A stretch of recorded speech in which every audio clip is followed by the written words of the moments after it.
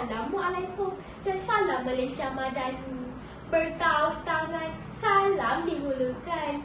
Terima kasih pada raju majlis, para hakim yang bijak berkarisma, penjaga masa yang begitu peka dengan edaran jam, guru-guru dan rakan-rakan yang dihormati sekalian. Malam hari pasang pelita, pelita dipasang oleh pendeta. Marilah dengar cerita sayang, malam tak berbau, itu tajuknya. Saya mulakan ya. Amran seorang remaja yang mula berubah sikapnya setelah berkawan dengan beberapa orang remaja yang baru dikenalinya. Dia yang sebelum ini tidak pernah ingkar akan kata-kata ibu dan bapanya, sudah mula pandai melawan dan bercakap kasar dengan ibu bapanya.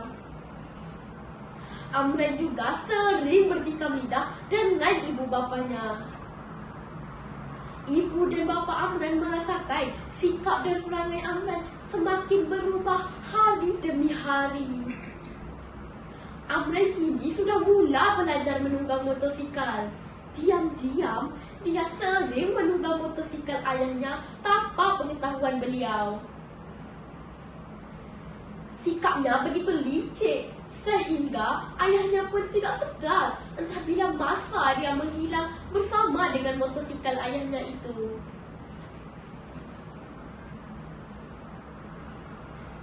Ibu dan bapa Amran sudah puas menasihatinya. Namun, semuanya ibaratkan mencurah air ke daun keladi. Ish. Amran terus menunjukkan belangnya hari demi hari. Dia mula bergaul dengan remaja-remaja kacang hantu yang hanya tahu mengacau orang, ponteng sekolah, mencuri dan menghisap rokok. Mereka sering melepak di tepi-tepi jalan dan mengacau sesiapa sahaja. Hilang sudah sikap menghormati orang lain. Lebih parah lagi, Amran dan kawan-kawannya itu menyertai lumbahan motosikal. Vroom sana, vroom sini, bahaya tu kawan-kawan. Pada suatu petang, Amran cuba untuk curi-curi keluar dari rumahnya. Namun, disedari oleh ayahnya, lalu ayahnya menegur. Nak ke mana tu Amran? Dah nak malam dah ni. Amran bergeras mahu keluar walaupun ditegah. Dia sering merasakan ibu dan bapanya tidak memahami dirinya. Dia nekat dengan keputusannya. Dia terus menghidupkan enjin motosikalnya dan meninggalkan ibu dan bapanya di rumah. Ibu dan bapa Amran tidak mampu berbuat apa-apa lagi selain berdoa dan mengharapkan yang terbaik buat anak kesayangan mereka. Vroom! Dengan penuh rasa marah, Amran menunggang motosikalnya dengan laju.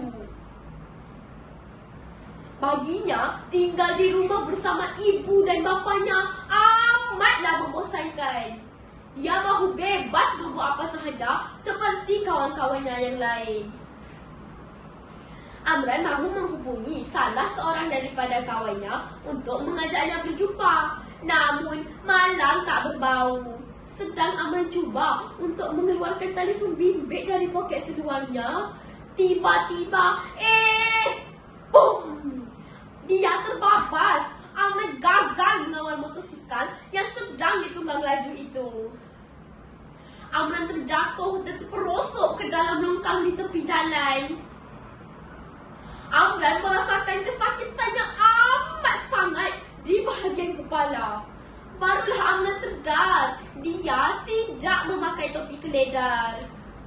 Amran mula rasa menyesal, namun semuanya telah terlambat. Bak kata pepatah, nasi sudah menjadi bubur.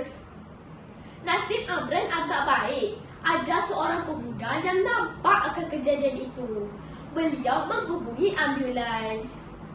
Ketika berada di hospital, Amran merasa sangat menyesal kerana ingkar akan nasihat ibu dan bapanya. Amran merasa bersalah.